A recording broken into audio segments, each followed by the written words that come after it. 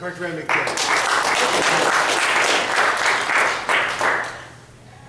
All right, I've got to confess, I didn't really put a lot of time and effort into deciding on my high-performance leadership project. It went a little more like this. I was sitting on my computer, Patrick calls, and he says, "Hey Curt, you want an easy HPL project?" Well, I had been quite busy and I hadn't really been thinking about HPL projects, but I kind of liked the easy part. So I said, and he said, "Come on, this is a real easy one. It's like a slam dunk." And I said, "Okay, what is it?" Well, the project, apparently Todd Kudeback had suggested to him, they were doing a Region 1 training on Rogers Rules of Order and Parliamentary Procedure. Now when I heard that, I thought, ugh, oh my God, does that sound boring? Isn't that just those things that complicate meetings? And I thought, well, on the other hand, maybe not many people will go, and it'll make my job easier. But actually, I started thinking about Toastmasters, like the first meeting I went to, and I thought about how we go through Mr. President, fellow Toastmasters, and honored guests. And I remember thinking, that's kind of weird, you know. But it's a nice bunch of people, so I'll keep going I'll go to another meeting. Now I love that.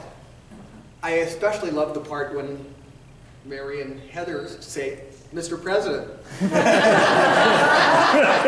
I haven't been able to get them to do that at home, but I'm going to work on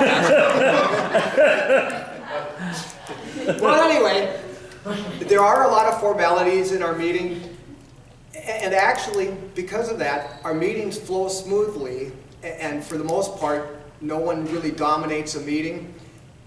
A lot of people get a chance to speak, and I would bet, how many here have been to an hour-and-a-half long meeting where one or two people dominate the meeting, next to nothing gets done, and nobody agrees on anything? Mm-hmm.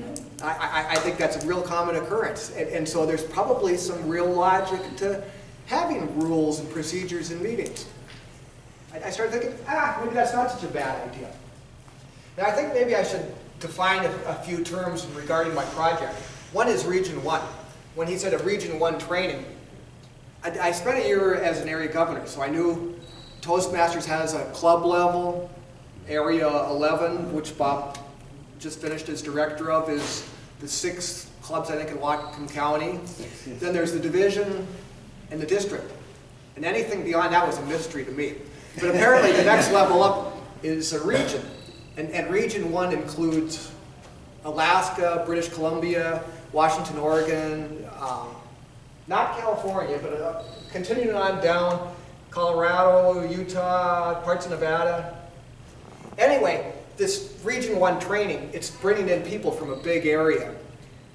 But it's only going to be like the top 3 or so officers in a district. So not a whole lot of people. But these people, to be coming so far, must think that Rogers Rules of Order is probably fairly important. And either that or they want to come see the beautiful Bellingham area. Now, as to Robert's Rules of Order, I want to read a quote to you to give you a little better understanding of what it is.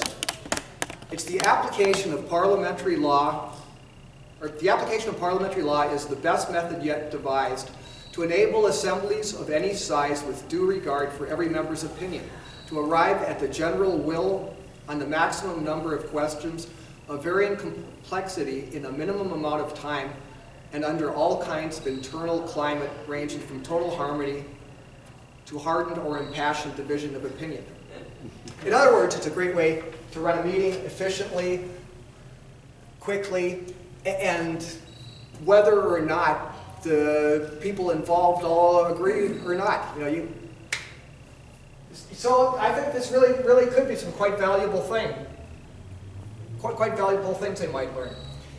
And the rules of parliamentary procedure are based on a book, Robert's Rules, based on a book by the same title. Isn't that a weird coincidence? It actually started as a pocket manual back in 1876, and it was written by Major Robert, I believe. That's kind of interesting too. Now they're on the 11th edition, and it's 816 pages long. And that quote I read you, by the way, is out of that book. And as you can see, it would make some very good reading if you're having trouble sleeping. Now I want you to consider 3 scenarios and think about applying Robert's Rules. One would be, say there's a meeting for deciding on new election procedures, and you've got a bunch of angry Trump supporters, some Hillary supporters, and some Bernie supporters. Parliamentary procedure might be pretty handy. Say you have a stockholders meeting. The stock is plummeting, and you got varying opinion from the stockholders on what should be done about this. Robert's Rules might be really handy to keep the meeting in order. Third scenario, say you're at a meditation retreat and people are trying to decide whether they should meditate more or take a nap. You probably don't need Robert's Rules for that. All right. As you may have guessed, I myself am not an expert on parliamentary procedure. In fact, I know very little about it. But my role in this is just going to be organizing, booking the room, maybe opening the meeting, that kind of thing. The person who's really doing the training is John F. Noonan. Anybody hear of him? Well, he is big in the world of parliamentarians. He's actually the president of the BC Parliamentarians or something like that, and he is a former Toastmasters International president, I think, of the whole thing. So he's probably a pretty accomplished speaker. I think, in conclusion, I'd just like to conclude by saying I think this is really important information to get out to our Region 1 officers. But really, now who am I to decide that? I think maybe we should have a vote on it. I'd like to suggest a motion declaring the training in Robert's Rules of Order and Parliamentary Procedure is important for our Toastmasters Region 1 officers. Does anyone second that? Second. Thank you. All in favor? Aye. All right, there we have it. This is